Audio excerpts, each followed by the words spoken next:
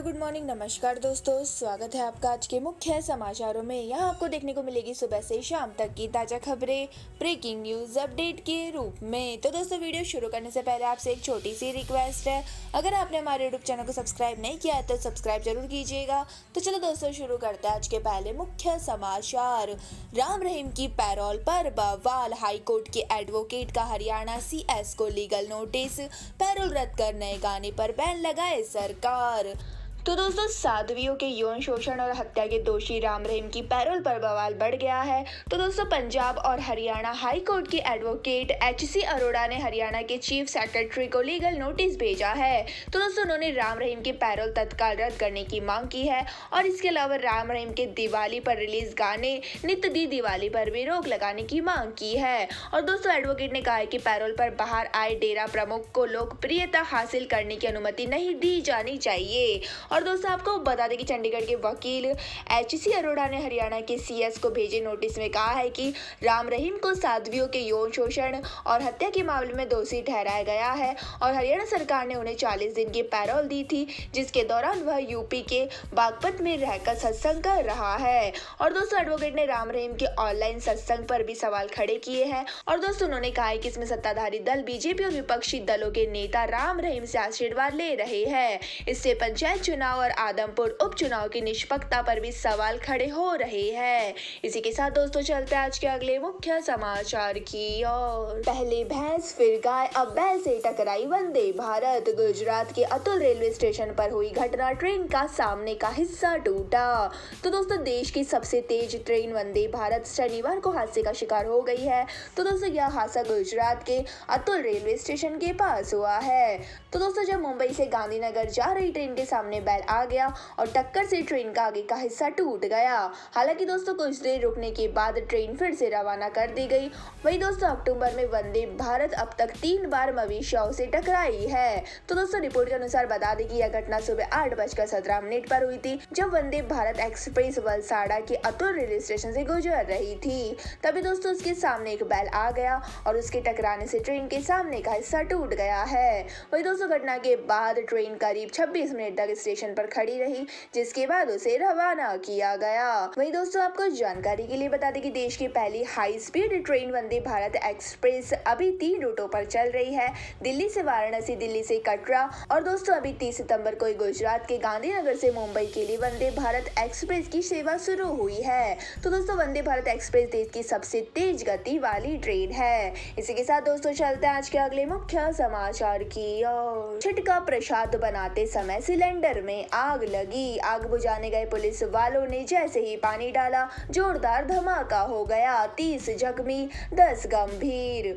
तो दोस्तों बिहार के औरंगाबाद में छठ की पूजा का प्रसाद बनाते समय गैस सिलेंडर फटने से 7 पुलिसकर्मी समेत 30 जख्मी हो गए हैं। तो दोस्तों 21 से ज्यादा लोग 70% से ज्यादा जले हैं, इनमें से 10 की हालत गंभीर है। वही दोस्तों हादसा शुक्रवार की रात 2:30 बजे हुआ है। तो दोस्तों आपको बता दें कि शहर के साहिबगंज मोहल्ले के वार्ड नंबर 24 में अनिल गोस्वामी के घर में छठ पूजा चल रही थी और परिवार के सभी सदस्य प्रसाद बनाने में जुटे थे। तभी अचानक गैस रिसने से आग लग गई और इसके बाद मोहल्ले में भगदड़ मच गई और मोहल्ले के लोग आग बुझाने में जुट गए। इस बीच गश्ती कर रही पुलिस टीम भी वहां पहुंच गई और आग बुझाने के लिए जैसे ही सिलेंडर पर पानी डाला तो उसमें ब्लास्ट हो गया और दोस्तों 7 पुलिस वाले झुलस गए हैं। इसी के साथ दोस्तों चलते हैं आज के अगले मुख्य समाचार की ओर। 10 राज्यों में 6 नवंबर से बढ़ेगी ठंड। एक साथ बने 2 सिस्टम से पारा 17 डिग्री तक गिरेगा, दिन में भी ठिठुरन होगी। तो दोस्तों अक्टूबर का महीना गुजरने के साथ ही मौसम का रुख भी पलटने वाला है और दोस्तों देश में एक साथ एक्टिव हुए 2 वेस्टर्न डिस्टर्बेंस 10 राज्यों में ठिठुरन भरी सर्दी लाएंगे। वही दोस्तों पंजाब, हरियाणा, दिल्ली, उत्तर प्रदेश, राजस्थान के साथ गुजरात, मध्य प्रदेश, महाराष्ट्र, छत्तीसगढ़, ओडिशा और तेलंगाना में तापमान 6 से 7 नवंबर के बीच तेजी से गिरेगा और दोस्तों दिन और रात के तापमानों में से 11 में से 17 डिग्री का अंतर आने के आसार है। वही दोस्तों मौसम विभाग ने बताया कि इस समय उत्तर और पश्चिम से लेकर मध्य भारत तक ड्राई नॉर्थ वेस्ट हवाएं चल रही है। वही दोस्तों उत्तर के पहाड़ी पर बर्फबारी के बाद यह हवाएं बर्फीले इलाकों से गुजरती हुई मध्य भारत तक ठंडक लेकर पहुंचेगी। तो दोस्तों इनकी वजह से 6 नवंबर से देश में 2 वेस्टर्न डिस्टर्बेंस की वजह से उत्तर से लेकर मध्य भारत तक दिन में भी ठिठुरन थकान महसूस होगी। वहीं दोस्तों आपको बता दें कि अगले हफ्ते से गुजरात, राजस्थान और मध्य प्रदेश में आसमान साफ रहने से रात से सुबह के समय सर्दी महसूस होगी, लेकिन दोपहर का तापमान अभी 30 से 35 डिग्री के बीच ही रहेगा। इसी के साथ दोस्तों चलते हैं आज के अगले मुख्य समाचार की ओर। ट्विटर से हटाए गए अधिकारियों पर खर्च होंगे 823 करोड़। पराग अग्रवाल को सीईओ पद छोड़ने के बाद मिल सकते हैं 412 करोड़ रुपए। तो दोस्तों दुनिया के सबसे अमीर शख्स और टेस्ला के मालिक एलन मस्क ने आखिरकार गुरुवार को ट्विटर डील फाइनल कर दी है। तो दोस्तों ट्विटर खरीदने के बाद मस्क ने गुरुवार को कंपनी के chief executive officer Parag Agrawal, chief financial officer Ned Segal और legal affairs and policy chief Vijaya Gadde को कंपनी से हटा दिया।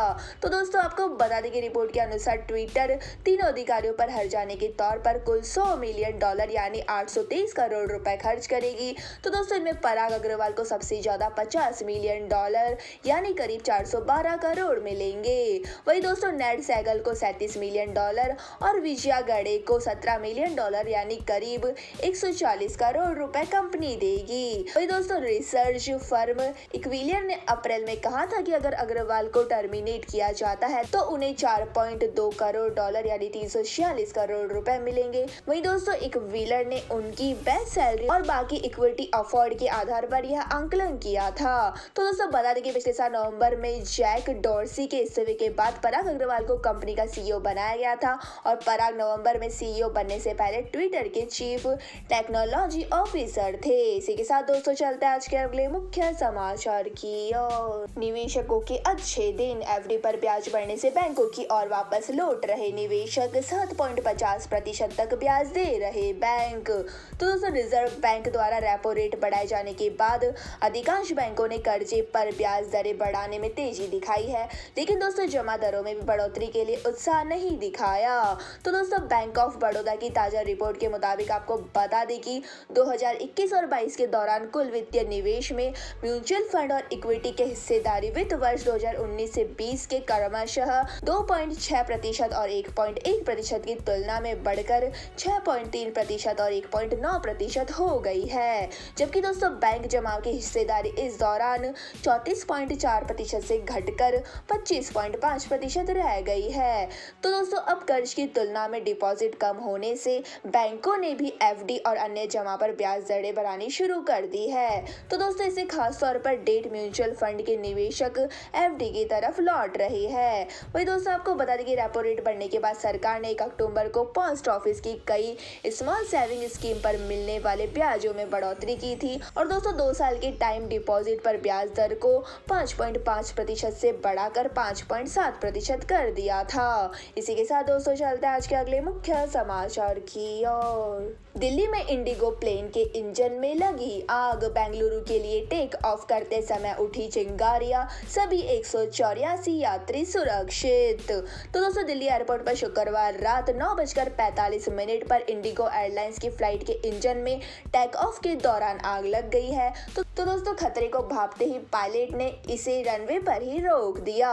तो दोस्तों इसमें 184 पैसेंजर थे और सभी सुरक्षित है। वही दोस्तों इंडिगो की ओर से जारी बयान में कहा गया है कि वह तकनीकी खराबी की वजह से चिंगारी दिखाई दी। तो दोस्तों इस घटना पर डीजीसीए ने कहा है कि टेक ऑफ के दौरान फ्लाइट के इंजन 2 में जोरदार धमाका सुना गया था, जिसके कारण उसमें आग लग गई। तो दोस्तों डीजीसीए के मुताबिक आग पर काबू कर फ्लाइट को ग्राउंडेड कर दिया गया है और हादसे की वजह की जांच की जा रही है और इनमें जो भी दोष होंगे उनके खिलाफ कार्रवाई होगी। तो दोस्तों आपको जानकारी के लिए बता दें कि अहमदाबाद से दिल्ली जा रही अकाशा एयरलाइंस की फ्लाइट से गुरुवार को एक पक्षी टकराया था और घटना के समय बोइंग 737 मैक्स 8 विमान हवा में 1900 फीट की ऊंचाई पर था। तो दोस्तों पक्षी के टकराने से विमान का अगला हिस्सा दब गया था। इसी के साथ दोस्तों चलते हैं आज के अगले मुख्य समाचार की ओर। शक्कर के एक्सपोर्ट पर अगले आदेश तक रोक, देश में महंगाई थामने के लिए केंद्र का फैसला, इंडोनेशिया, मलेशिया और दुबई है है बड़े खरीदार। तो दोस्तों सरकार ने शक्कर यानी चीनी के निर्यात पर लगे प्रतिबंध को अक्टूबर 2023 तक बढ़ा दिया है। तो दोस्तों घरेलू बाजार में इसकी बढ़ती कीमत को देखते हुए 1 जून 2022 से 31 अक्टूबर 2022 तक चीनी एक्सपोर्ट पर प्रतिबंध लगाया गया था। तो दोस्तों कीमतों में यह बढ़ोतरी शक्कर के रिकॉर्ड एक्सपोर्ट के बाद हुई थी। तो दोस्तों भारत दुनिया का सबसे बड़ा चीनी उत्पादक और ब्राजील के बाद दूसरा सबसे बड़ा निर्यातक है। वही दोस्तों बांग्लादेश, इंडोनेशिया, मलेशिया और दुबई भारतीय चीनी के सबसे बड़े खरीदार में शामिल होते हैं। वही दोस्तों जानकारी के लिए आपको बता दें कि बीते साल देश में भारी मात्रा में चीनी का निर्यात किया है और पिछले साल 60 LMT तक चीनी निर्यात का लक्ष्य रखा गया था, लेकिन असल में 70 LMT चीनी एक्सपोर्ट कर दी गई थी। तो दोस्तों इसी तरह इस साल भी 82 LMT चीनी शुगर मिल से एक्सपोर्ट की गई थी और इस साल का चीनी निर्यात अब तक का सबसे ज्यादा माना जा रहा है। तो दोस्तों चीनी एक्सपोर्ट को सीमित करने की सरकार की योजना काफी ज्यादा ऐतिहासिक वाली लगती है। तो दोस्तों ऐसा इसलिए क्योंकि चीनी की घरेलू आपूर्ति प्रचुर मात्रा में है और इंडियन शुगर मिल एसोसिएशन के अनुसार भारत में इस सीजन में 35 मिलियन टन उत्पादन और 27 मिलियन टन की खपत होने की उम्मीद है। तो दोस्तों पिछले सीजन से लगभग 8.2 मिलियन टन के भंडार सहित 16 मिलियन का सरप्लस है।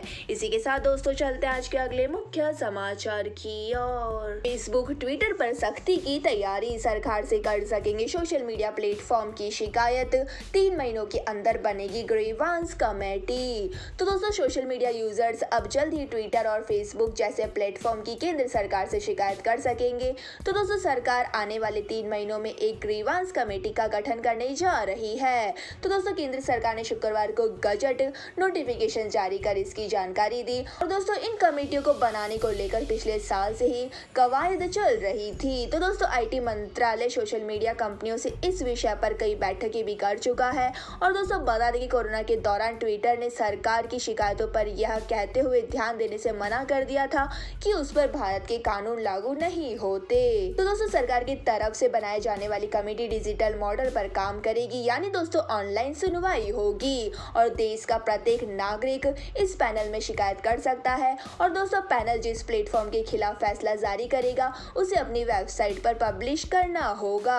और दोस्तों अगर पैनल किसी पीड़ित यूजर्स को मुआवजा देने का फैसला सुनाता है तो टेक कंपनी को दिए गए समय पर मुआवजा देना होगा। तो दोस्तों यह थे हमारे आज के मुख्य समाचार। हमारी वीडियो को ज्यादा से ज्यादा लाइक करें, शेयर करें और हमें कमेंट करके जरूर बताएं कि आपको हमारी वीडियो कैसी लगती है।